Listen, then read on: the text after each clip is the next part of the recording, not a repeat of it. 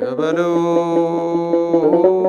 ወረ ቸበለው ወረ ቸበለው ቸበለው ወረ ቸበለው ቸበለው የወንድ ልጅና ወታጠቂ በገመድ ቸበለው ልሽና ሙራንጃ ቀብረው ዘመን ቸበለው ወረ ቸበለው ወረ ቸበለው ቸበለው አለ ቸበለው ቸበለው ምኒልክ ተጉዞ የምትጠይቁኝ ቸበለው ፊትም አላለፈ ኋላም አይገኝ ቸበለው እቴጌ ጣይቱ እቴጌ ብርሃን ቸበለው ዳዊቷን ዘርግታ እንደምን ሰነበታችሁ? ስለተገናኘን ደስ ብሎኛል።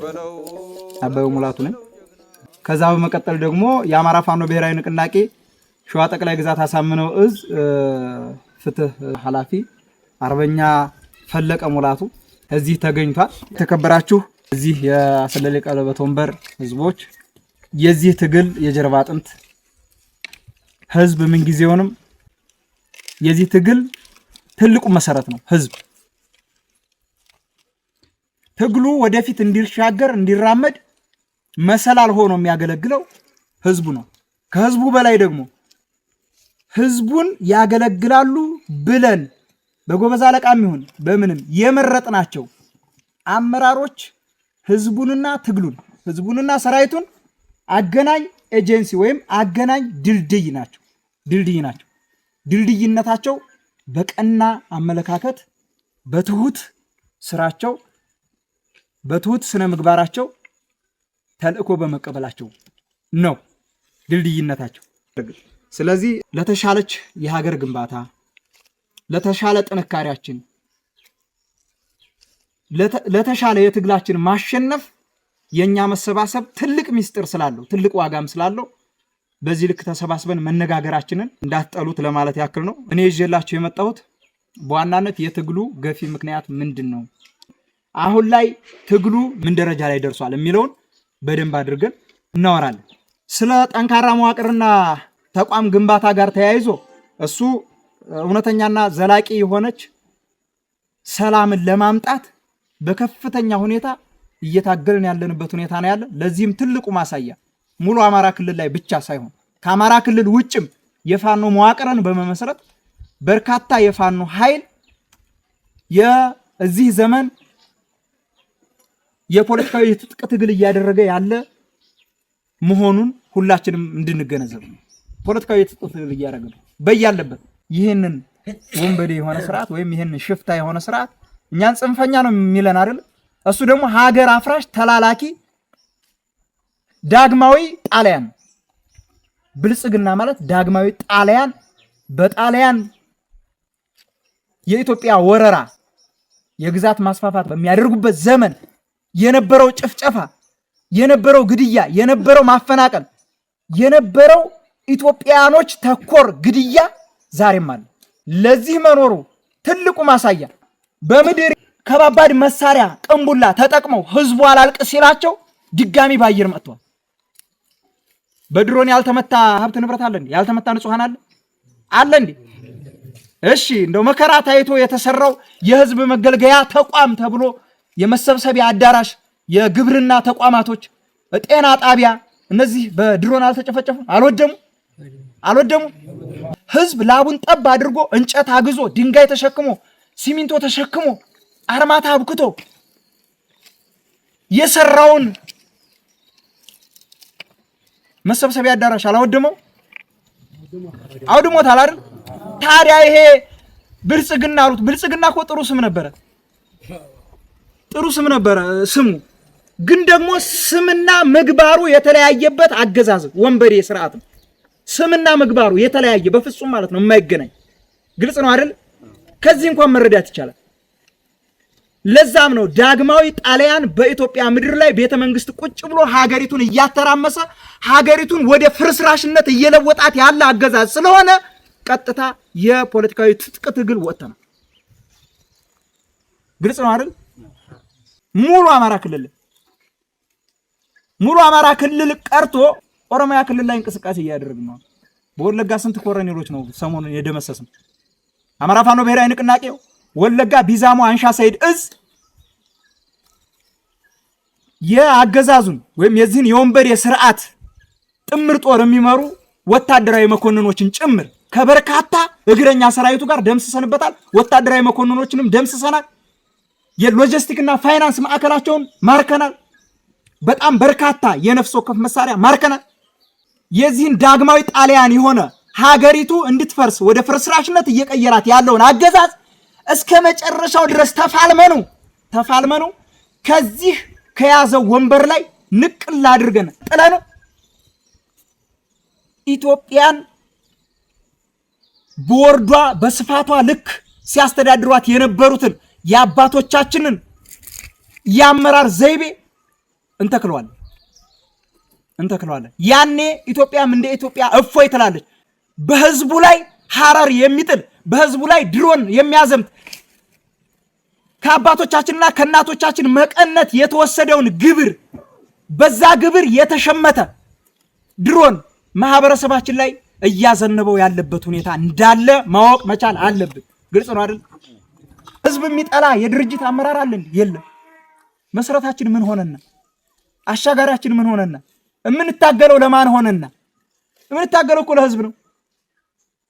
እዚህ የምታዩት አመራር እያንዳንዱ የድርጅት አመራርን በሉት የእዝ አመራርን በሉት በየደረጃው የኮርና የክፍለ ጦር አመራርን በሉት እያንዳንዱ ታጋይ አባልን በሉት የግሉ የሆነ ጉዳይ ሳይኖረው ቀርቶ አይደለም። ቤት ሀብት ንብረት ሳይኖረው ቀርቶ አይደለም።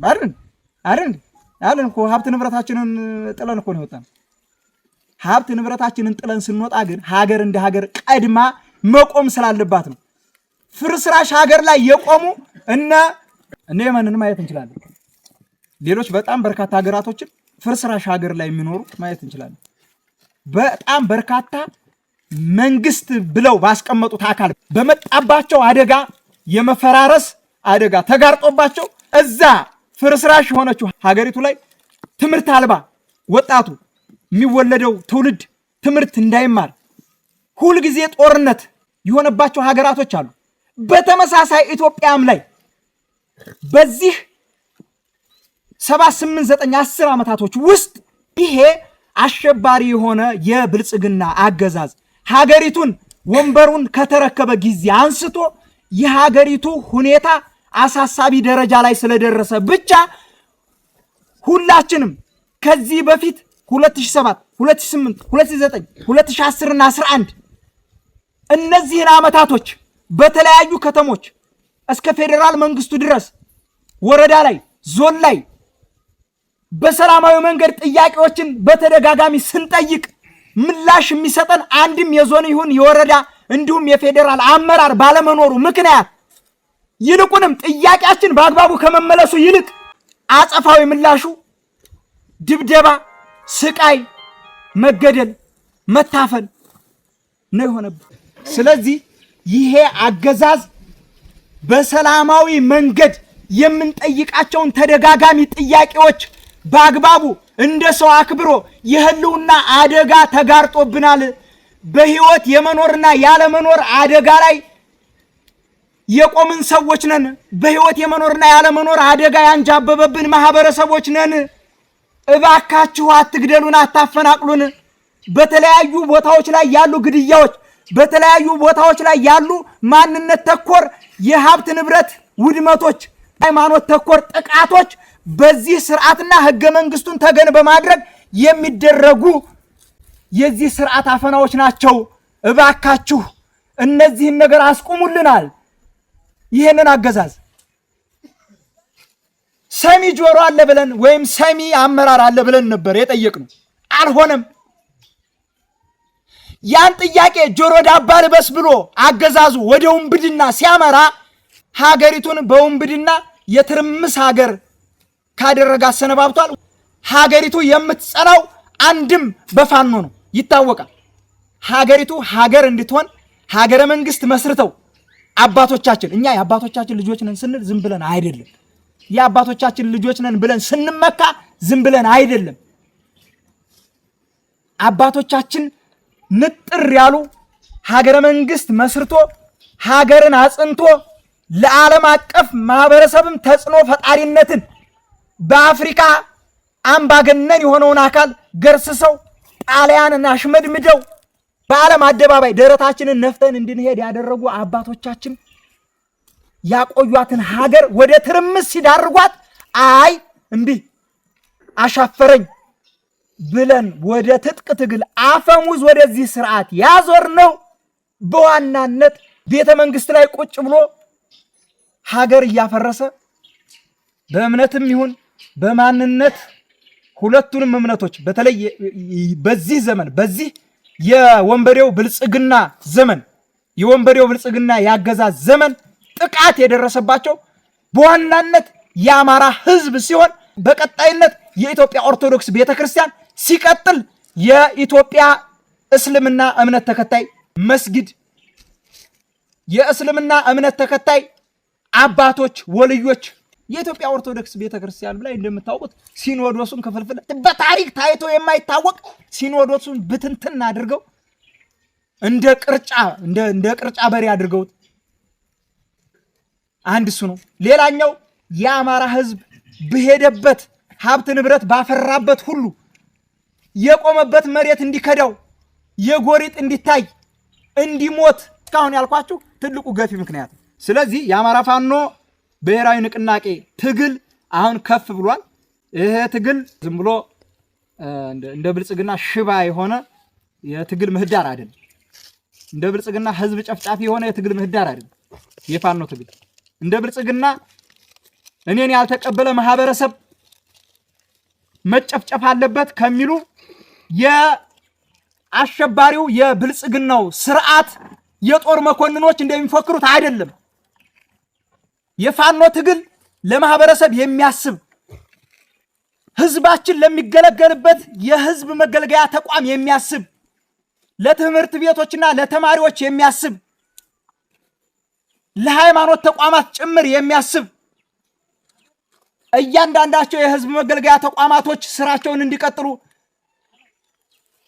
ትምህርት ቤቶች ስራቸውን እንዲቀጥሉ፣ መምህራኖች ስራቸውን እንዲቀጥሉ፣ የሃይማኖት ተቋማቶች ስራቸውን እንዲቀጥሉ፣ ምንም አይነት የደህንነት ስጋት እንዳይኖርባቸው በተቆጣጠርናቸው ቦታዎች ላይ በማድረግ ረገድ የአንበሳውን ድርሻ ወስደን እየታገልን ባለንበት ሰዓት ነገር ግን የዚህ የወንበዴው ስርዓት የጦር መኮንኖች ጥምር ጦር ብለው የሚመሩትን የጦር መኮንኖች እየወጡ በመድረክ በድሮንም ኢትዮጵያ ላይ አለን በምንለው መሳሪያ ሁሉ እንጨፈጭፈዋለን እስከ ማለት ድረስ ደርሰዋል፣ ፎክረዋል።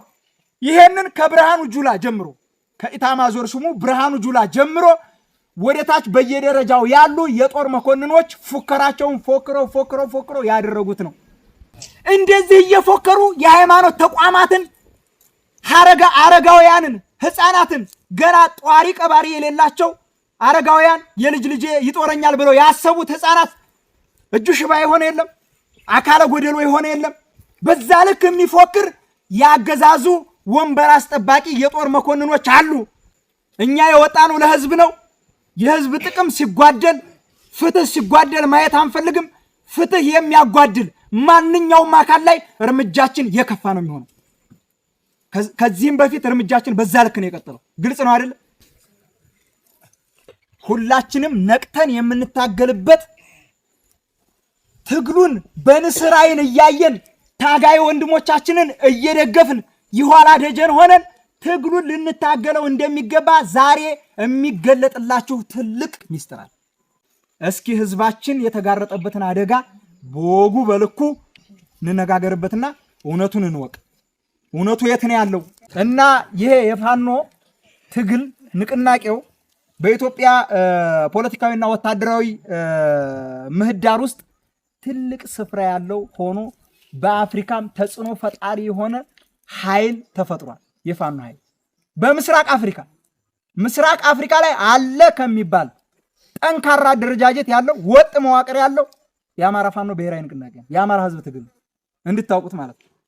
ጥንትም በአባቶቻችን ዘመን ጠንካራ የሆነ ኃይል ነበረ። እንዲሁ ሲዘምቱ እንኳን ሲያምርባቸው አመልክም በጉያ ስንቅህም በአህያ እያሉ ዘምተው ነው እኮ በጎራዴና ጦር ጠላትን አሽመድምደው ወደ መጣበት የላኩት። ማርከው ቀልበው አስተምረው ደግነትን፣ ፍቅርን፣ መተሳሰብን፣ መሐሪነትን ጭምር ፈሪሃ እግዚአብሔር መኖርን ፈሪሃ አላህ መኖርን ጭምር አስተምረው መልሰው ወደ አገራቸው ልከው ባካችሁ አገራችሁ ሂዱና ስለኛ ደግነት መስክሩ እንጂ እኛ ስለኛ ደግነት ልናወራ አይገባም። ስለኛ ደግነት ጠላት ያወራልን ብለው ላኳቸው። ይሄ ነው የፋኖ ባህሪ። የፋኖ ባህሪ ይሄ ነው። ግልጽ ነው አይደል? አንተ ማነህ? አንተ ማነህ? አንተ ማነህ? አንተ ማነህ? ፋኖ ነን። ፋኖ ነን። በኩራት ለልጅ ልጆቻችሁ በታሪክ ድርሳን የሚቀመጥም በኩራትም ለልጅ ልጆቻችሁ የምታወሩት ነው። ግልጽ ነው አይደል? ማንን ተገና አድርጎ ነው የሚገለን? ማንን ተገና አድርጎ ነው ሀብት ንብረታችንን የሚዘርፉት? ማንን ተገና አድርገው ነው በነጋ በጠባው ገና ሮጠው ያልጠገቡ ወጣቶች፣ አርሰው ያልጠገቡ ወጣቶች ገና ልጆቼን አሳድጌ ለወግ ማድረግ አበቃለሁ ያለ አባት ጋር ሲወረደ ባሏን ምሳ ለማቀበል የወረደች እናት በዛው ቀርተዋል እኮ ጎበዝ። ማንን ተገን በማድረግ ነው? ህገ መንግስቱን ተገን በማድረግ ነው። ቤተ መንግስት ላይ ቁጭ ያለውን ወንበዴ አገዛዝ ተገን በማድረግ ነው። ይገለጥላችሁ። መጀመሪያ እኛ በሰላማዊ መንገድ ስንጠይቀው የነበረው ጥያቄ አንዱ ይሄ ነው። ህገ መንግስት መር በሆነ መልኩ አታፈናቅሉን፣ አትግደሉን፣ ሀብት ንብረታችንን አታውድሙብን ነው የኛ ጥያቄ። ይሄ በሰላማዊ መንገድ አልመለስ አለ። ዝም ብለን ቀልድ አይደለም። እንደው መሳሪያ አንግተን የመዞር የመሽከርከር የማጌጥ አባዜ ኖሮብን አይደለም የምንዞረው የምንታገለው። መሳሪያ አንጋች ሆነን አይደለም። ግልጽ ነው አይደለም? እኛ የነፍጠኞች ዘር ነን። አዎ ነፍጠኞች ነን። ነፍጠኛ ነን። ነፍጠኛ ብሎ ሊያሸማቅቀን የሚፈልግ አካል ካለ አዎ ነፍጠኞች ነን። ነፍጠኞች ነን። ስለዚህ የፋኖ ትግል መነሻ እና ገፊ ምክንያቱ ምንድነው የሚለውን ወደታች እጠቅስላችኋለሁ። የፋኖ ትግል ወደ መጠነ ሰፊ የትጥቅ እንቅስቃሴ ከመሸጋገሩ በፊት ለዓመታት የተጠራቀሙ መዋቅራዊ ፖለቲካዊና ደህንነታዊ ምክንያቶች አሉት። ዋና ዋናዎቹ ገፊ ምክንያቶች እንደሚከተሉት አቀርብላችኋለሁ። አንደኛው የህልውናና የደህንነት ስጋት ውስጥ መግባቱ ነው። ህዝብ አንደኛው የፋኖ ትግል ገፊ ምክንያት የህልውናና የደህንነት ስጋት ውስጥ መግባቱ ነው። ስለዚህ የህልውናና የደህንነት ስጋት ውስጥ መግባታችን ዋነኛ የትግሉ አንደኛው ገፊ ምክንያታችን ነው። ስለዚህ በተለያዩ የሀገሪቱ ክፍሎች በተለይም ከኦሮሚያና ከቤኒሻንጉል ጉሙዝ ክልሎች በተደጋጋሚ በማንነታቸው ምክንያት የሚፈናቀሉ የሚገደሉና ጥቃት የሚሰነዘርባቸው የአማራ ተወላጆችን ለመታደግ የህልውና ትግል በሚል መነሳታችን አንደኛው ገፊ ምክንያታችን። ግልጽ ነው አይደል? የትግሉ ገፊ ምክንያት አንደኛው እንዳብነት ቤኒሻንጉል ጉሙዝና መተከል ወለጋን አነሳሁላችሁ እንጂ ኦሮሚያ ክልል ላይ እዚሁ ራሳችን ደጃፍ ወለጋ አለልን። እዚሁ ራሳችን ደጃፍ መተከል አለ። እዚሁ ራሳችን ደጃፍ ቤኒሻንጉል ጉሙዝ አለ። ይኸውላችሁ ገና ታዳጊ እምቦቃቅላ ህፃናት ደረሱባት፣ ያዟት። ሙሉ እናቷንም አባቷንም ወንድሞቿንም እህቶቿንም ጨርሰው አንድ የቀ የተረፈችው እሷ ነበረች ከግድያ። እሷንም ያዟት። የጽንፈኝነት ጥግ ከያዟት በኋላ ቢተዋት እንኳን በህይወት ብትኖር ምን ችግር አለው? ያዟት። በአላህ አትግደሉኝ፣ በአላህ እያለቻቸው ማለት አትግደሉኝ፣ ወላሂ ሁለተኛ አማራ አልሆንም እያለቻቸው ነው። ርድ ያረጋ ወላሂ ሁለተኛ አማራ አልሆንም እያለች የትርክት አይደለም የፈጠርነው አይደለም ይሆነው ነው። በምድር ላይ ታይቶ በማይታወቅ ሁኔታ አማራ በሄደበት ሁሉ የቄራ በሬ ሆኖ እየታረደ ያለበት ሁኔታ ነው ያለው። በቃ አትረዱን ነው የኛ ጥያቄ፣ አታፈናቅሉን ነው። ብልጽግና አሸባሪ ነው አይደለም ነው። ታዲያስ አሸባሪ ለመባል የሚያበቁት በርካታ ግፎችን በዚህ ማህበረሰብ ላይ ፈጽሟል። ስለዚህ ብልጽግና አሸባሪ ነው። ብልጽግና አሸባሪ ነው። ብልጽግና አሸባሪ ነው። ፋኖ መንግስት ነው። ፋኖ መንግስት ነው። አዎ ይሄ ነው። መንግስት ነን። እንደው መንግስት ለመሆናችን ደረታችንን ነፍተን የምንናገርበት ትልቁ ምክንያታችን ልንገራችሁ። እዚህ ወረዳ ላይ ስንት ቀበሌ ነው ያለው? 11 ቀበሌ አለ። ከ11ዱ ቀበሌ ፋኖ የተቆጣጠረው ስንት ቀበሌ ነው? 10 ቀበሌ አይደል? ስለዚህ ፋኖ መንግስት ነው አይደል? አብዛኛው ቀበሌ የማን ነው? የኛ ነው። ታዲያ መንግስት መባል ያለበት ፋኖ ነው ወይስ እዛ ወረዳ ቁጭ ብሎ ወረዳውን እንደ ላቢላም የሚጠቀመው የነድር ኩባያ ስርዓት ነው? ያኔ ስንት ሆነን ነበር የምንንቀሳቀሰው? 3-4 ሆነን ነበር። ዛሬ ደግሞ እልፍ ሆነናል። እልፍ ታጋይ ነው ያለው። እንዴት ይሄ ታጋይ ወጣ? በጽናት። ጽናቱ ከየት መጣ? ወኔው ከየት መጣ? ከአባቶቻችን። ከየትም አልወረስ ነው። አባቶቻችን አሸባሪን የመቅጣት ባህል የመቅጣት ሞራል ያላቸው የአሸናፊነት ተምሳሌት የሆኑ አባቶች የወለዱን የፈጠሩን ነን። እኛም አሸናፊዎች ነን፣ እናሸንፋለን። ይሄ የታገለ ህዝብና የታገለ ሰራዊት የስልጣኑ ባለቤት፣ ይሄ ህዝብ የስልጣኑ ባለቤት፣ ህዝብ የስልጣን ባለቤት። ግልጽ ነው አይደል? ግልጽ ነው አይደል? እኛ ከፊት ቆመን ህዝብን ስናገለግል ታቆዩናላችሁ። ህዝብን ካላገለግልን ደግሞ ወረዱልን ትሉናላችሁ። ውርድ ነው፣ ቅሌን ጨርቄን ነው። ግልጽ ነው አይደል? እኛ እንደ መሽገር ተጣብቀን የህዝብ ዕዳ የምንሆንበት ምክንያት የለም። የህዝብ ዕዳ ማን ነው? ብልጽግና ነው። እንደ መሽገር ተጣብቆ ህዝብ የሚገለው፣ ህዝብ የሚያፈናቅለው፣ ህዝብ በኢኮኖሚ እንዲደቅ የሚያደርገው የህዝብ ዕዳ አሁን ቤተ መንግስት ላይ የተቀመጠው አገዛዙ ነው። የህዝብ ዕዳ እኛ በራሳችን ስንቅ፣ በራሳችን ጉልበት፣ በራሳችን የጦር መኮንኖች፣ በራሳችን ዕውቀት፣ በራሳችን ክንድ፣ በራሳችን መሳሪያ ነው እየተዋጋን ያለው። ማርከን ካገዛዙ። ግልጽ ነው አይደለ? ይሄ ጥቁር መሳሪያ የምታየው ጥርጥር ሁሉ ከየት የመጣ መሰላችሁ? ከራሽያ እኮ ያመጣ ነው አይደለ?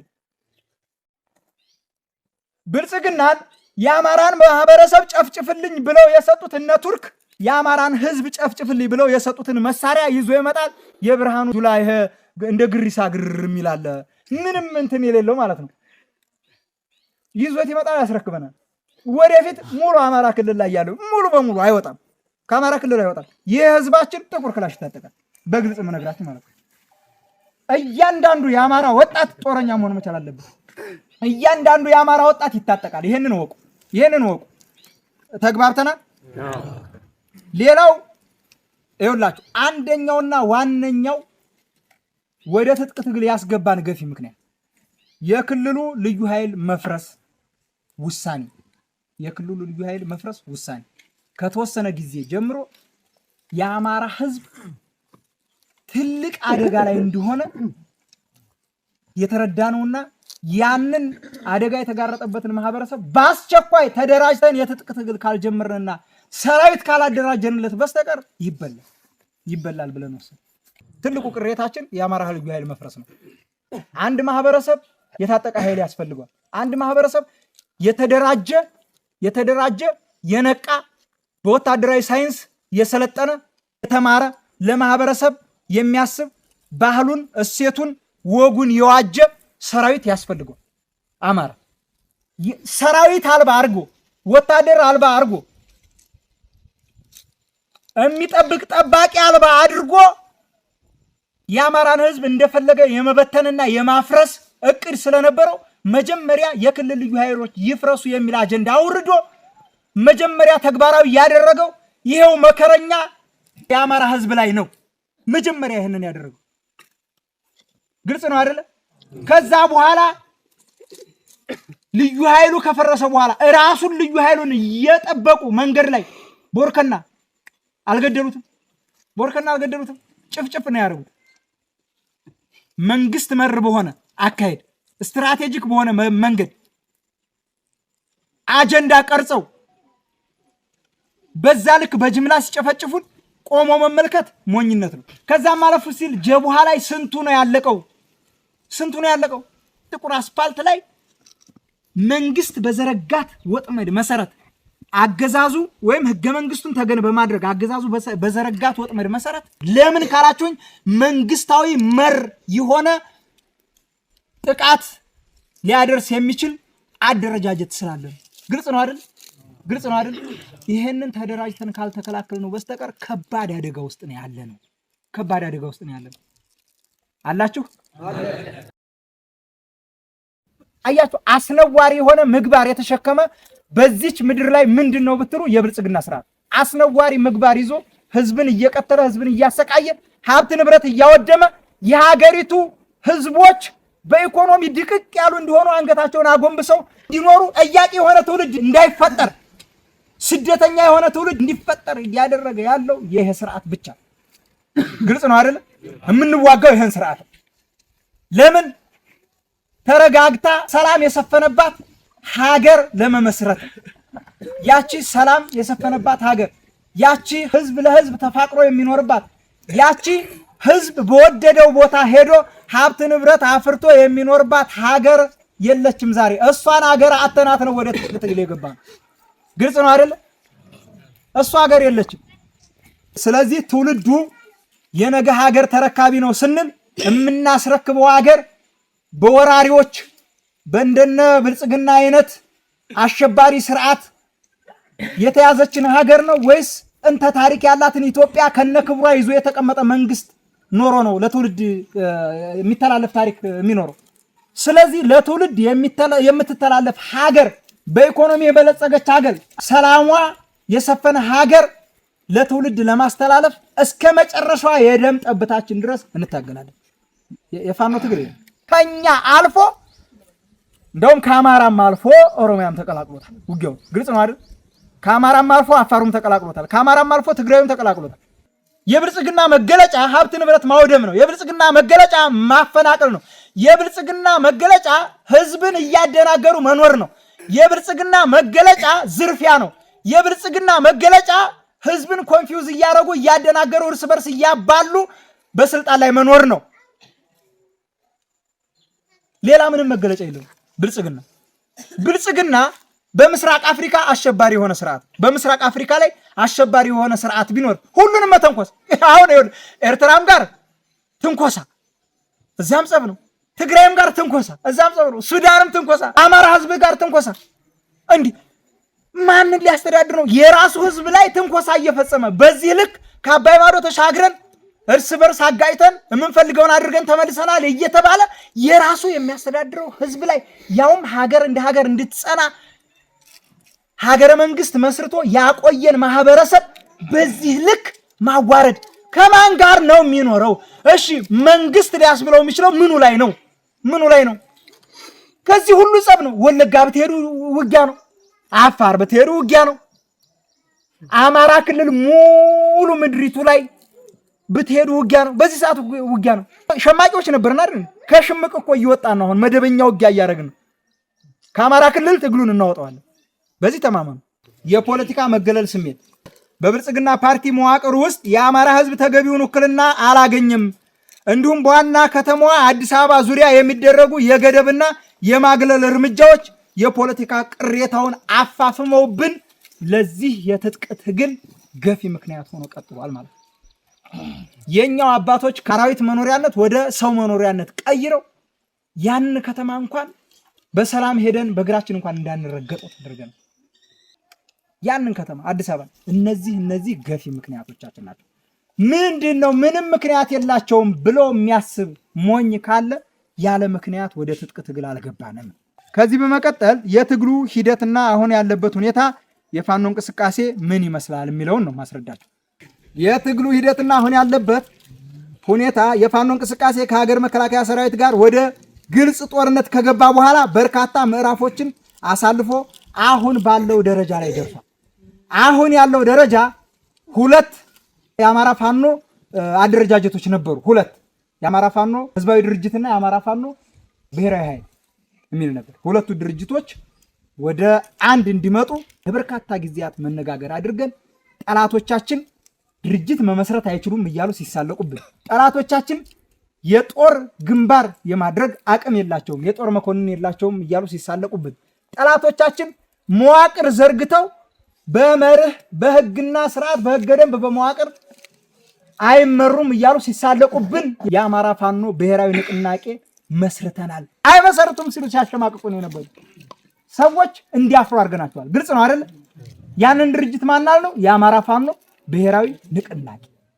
የአማራ ፋኖ ብሔራዊ ንቅናቄ ከነማን የተዋቀረ ነው?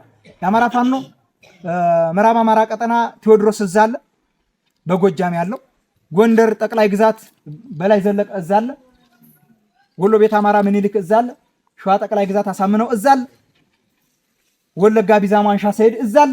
አገዛዙ ስንት እዝ አለው? ወደ 13 እዝ አለ። 13 እዝ ኖሮት አልተቋቋመም። ሀገሪቱ ላይ አለኝ የሚለውን ኤሊት ፎርስ ሁሉ አሰማርቶ ያላሸነፈን አገዛዝ በታሪክ ብልጽግና አሁን ላይ ያለውን የአማራ ፋኖ ትግል ሊያሸንፍ የሚችል ቁመና የለውም። እንደምናፈርሰውም እርግጠኛ ነው። አሁን አብይ በፓርላማ ላይ ወጥቶ በሚደሰኩረው ልክ አይደለም። ሀገር የምትመሰረተው የነገውን ትውልድ አስበን ትውልድ የሚድነው በሞታችን ነው። እያንዳንዱ መስዋዕትነታችን የነገውን ትውልድ የሚያድን የደም መፍሰስ ነው። የነገውን ትውልድ የሚያድን መስዋዕትነት ነው እያንዳንዱ መስዋዕትነታችን። በዛ ልክ ግንዛቤው እንዲኖረን የእያንዳንዱ ታጋይ ቤተሰብ ሀብት ንብረት የሚወድመው የሚያቃጥሉት፣ የሚዘርፉት ሽሮ በርበሬ፣ የሚዘርፉት የቤት ቁሳቁስ ዕቃ ቴሌቪዥን ሳይቀር፣ የሚዘርፉት ነጠላ ጋቢ፣ የሚዘርፉት እህል እሱ ጭምር ለነገው ትውልድ ትልቅ መሰረት ነው። በነገራችን ለዛም ነው አሸባሪ የምንላቸው። ብልጽግና በሄደበት ሁሉ ከፋኖ ጋር ንክኪ ያለ በሚል ተልካሻ ምክንያት ያላወደመው ያልዘረፈው የለም። እየየ ያለች የአማራ እናት፣ እየየ ያለ የአማራ አባት አለ። ይህም እየሆነ ያለው በአገዛዙ ነው። ለዛ ነው ብልጽግና አሸባሪ ስርዓት ነው። አሸባሪ ሊያስብሉት የሚችሉት በርካታ ማሳያዎች አሉ። ለዚህም አንደኛው ማሳያ ህፃናቶች ይደፍራል። እኔ በማውቀው ግልጽ ማስረጃ የ7 ዓመትና የ6 ዓመት ወንድ ህፃናት ልጆች እንደ ፍየል ግልገል አጋም ላይ ታስረው ተደፍረዋል። ሃይማኖታችን ይፈቅዷል። ባህላችን፣ እሴታችን፣ እምነታችን በሙስሊምም ይሁን በኦርቶዶክስ በማይፈቅደው ህግ አራዊት በሆነ መልኩ የሽብር ስራ ሰርቷል። ራሳችን ምድር ላይ በራሳችን መንግስት ተብየው በአሸባሪው የብልጽግና የጦር መኮንኖች እና እግረኛ ወታደሮች የተፈጸመውን በዚህ ምድር ላይ የተፈጸመውን ታሪክ ነው የምነግራችሁ። በዚህ ምድር ላይ የተፈጸመውን ታሪክ ሰምታችኋል አይደል? በትክክል የብልጽግና የጦር መኮንኖች በየደረጃው ያለው ካቢኔውና እግረኛ ወታደሩ የሚፈጽመውን ወንጀል ነው የምነግራችሁ። የሚፈጽመው ወንጀል አደገኛ ወንጀል ነው የሚፈጽመው። ለዛም ነው ብልጽግና አሸባሪ ነው። ይሁት እስኪ የስነ ልቦና ውድቀቱን ይሁት። ሞት አይሻልም? ከሞት በላይ ሞት እኮ ነው። እሺ የወለደው ማህፀን ምን ያክል ይሰቃይ፣ በስነ ልቦና ምን ያክል ይደማ። ነገ ተምሮ እኔንም ይጦረኛል ብሎ ያሰበ አባት ምንድን ነው ያሉት? እነዚህ የወረዳ አመራሮችና እነዚህ ቅድም የጠቀስኩላቸው የጦር መኮንኖች ይሄንን ድርጊት ለሌላ ሰው ብትናገሩ ብታወሩ እንረሽናችኋለን ያሏቸው። ሙሉ ቤተሰቦቻችሁን ሰብስበን ረሽነን አንድ ጉድጓድ እንቀብራችኋለን ያሏቸው እነዚህን ሰዎች ማለት ነው። ከዛ በኋላ ሕክምና እንኳን ሄደው ሕክምና እንዲያገኙ የሕክምና አገልግሎት እንዲያገኙ ነው የተደረጉት። የምንታገለው ይሄንን ሌላ አይደለም፣ ትርክት አይደለም ማወራቸው። የተደቀነበትን አደጋ የተደቀነበትን ግፍ የግፍ መከራ እያላቀቀ ያለበት የትግል ምዕራፍ ነው። የምዕራፍ በዛ ልክ እንድትይዙት ነው። የመሬት ቁጥጥርና የሽምቅ ውጊያ ስልትን በተመለከተ ፋኖ ሰፋፊ የገጠር ቀበሌዎችንና አነስተኛ የገጠር ከተሞችንና የወረዳዎችን ጭምር በቁጥጥር ስር በማድረግ በትላልቅ ከተሞች ላይ ድንገተኛ ጥቃት ስልቶችን በመጠቀም የመንግስትን አስተዳደራዊ መዋቅር እያዳከምን ያለንበትና ተቃራኒው ደግሞ የኛን አስተዳደራዊ መዋቅር በሰፊው እየዘረጋን ህዝቡ እንዲያስተዳድር እያደረግን መዋቅር እየዘረጋን እየቀጠልን ያለንበት ሁኔታ ነው። ይሄን ልትረዱ ይገባል። የመንግስት ቁመና አሁን ላይ በጣት የሚቆጠሩ ትላልቅ ከተሞች ላይ ብቻ ነው ያለው። ሙሉ የገጠር ቀበሌውን እኛ ነው ከተማ ላይ ብቻ ነው ያለው። መቼም ብልጽግና አሁን ላይ የአማራን ፋኖ ደምስሶ የአማራን ፋኖ አጥፍቶ መንግስት ሊሆንበት የሚችል ምንም አይነት ቁመና የለውም። ይሄንን 100% ነው ማረጋግጥላችሁ። ብልጽግና አሸባሪ ነው። ፋኖ መንግስት ነው። አዎ መንግስት ነው። ይሄን እንድታውቁት አማራ ላይመለስ የተነሳበት ትግል እንደሆነ ሁላችንም ልንረዳ ይገባል። ላይመለስ ህዝባችንን በሞግዚትነት ሲያስተዳድረው የነበረውን አምባገነኑን ስርዓት ገርስሰን ለህዝባችን ምቹ የሆነች ሀገር እንፈጥራለን። ለህዝባችን ምቹ የሆነች የተሟላች ሀገር እንፈጥራለን። ይሄንንም በሞታችን፣ በደማችን፣ በመስዋዕትነታችን ነው የምናደርገው። ስለዚህ ትግሉ ለአንዴና ለመጨረሻ ጊዜ ወደማይቀለበስበት ደረጃ ላይ ደርሷል። በፍጹም አብይ አህመድና ስርዓቱ የፋኖን ትግል ወደኋላ ሊያሽመደምድ የሚችል አቅም የለም። በርካታ ቀጠሮች አሉ። ሰኔ 30 ይቀጥራል፣ ሐምሌ 30 ይቀጥራል፣ እስከ ነሐሴ 30 ይላል ይቀጥራል። ስለዚህ በቀነ ቀጠሮ መንግስት በየጊዜው ህዝብን ለማደናገር የሚቀጥረው ቀነ ቀጠሮ የአማራን ትግል ወደኋላ መቼውንም ቢሆን ሊቀለብስ አይችልም። በተለያየ ቦታ ላይ ትንታግ የሆነ የአማራ ታጋይ የጦር መኮንኖች፣ አዋጊ መኮንኖች ተፈጥረዋል።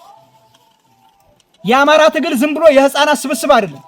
በርካታ ምሁራኖች ያሉበት፣ ፕሮፌሰሮች ያሉበት፣ ዶክተሮች ያሉበት፣ የጦር መኮንኖች፣ ጀነራሎች ያሉበት፣ ኮሎኔሎች ያሉበት፣ በየደረጃው ያሉ አዋጊ ሻለቃ፣ መቶ አለቃ ያሉበት ትግል ነው የአማራ ህዝብ ትግል። በምሁርም ደረጃ የተሻለች ሀገር መስራት የሚችሉ ሰላሟን ሊያስጠብቅ የሚችል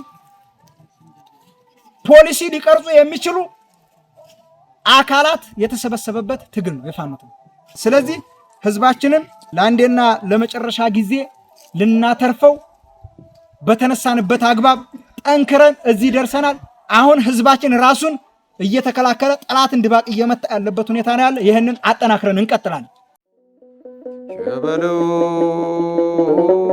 ወሮ ቸበለው ወሮ ቸበለው ቸበለው ወሮ ቸበለው ቸበለው የወንድ ልጅና ወታጠቂ በገመድ ቸበለው ልሽና ሙራንጃ ቀብረው ዘመን ቸበለው ወሮ ቸበለው ወሮ ቸበለው ቸበለው አለ ቸበለው ቸበለው ምኒልክ ተጉዞ የምትጠይቁኝ ቸበለው ፊትም አላለፈ ኋላም አይገኝ ቸበለው እቴጌ ጣይቱ እቴጌ ብርሃን ቸበለው ዳዊቷን ዘርግታ ሰማን የሰጠለ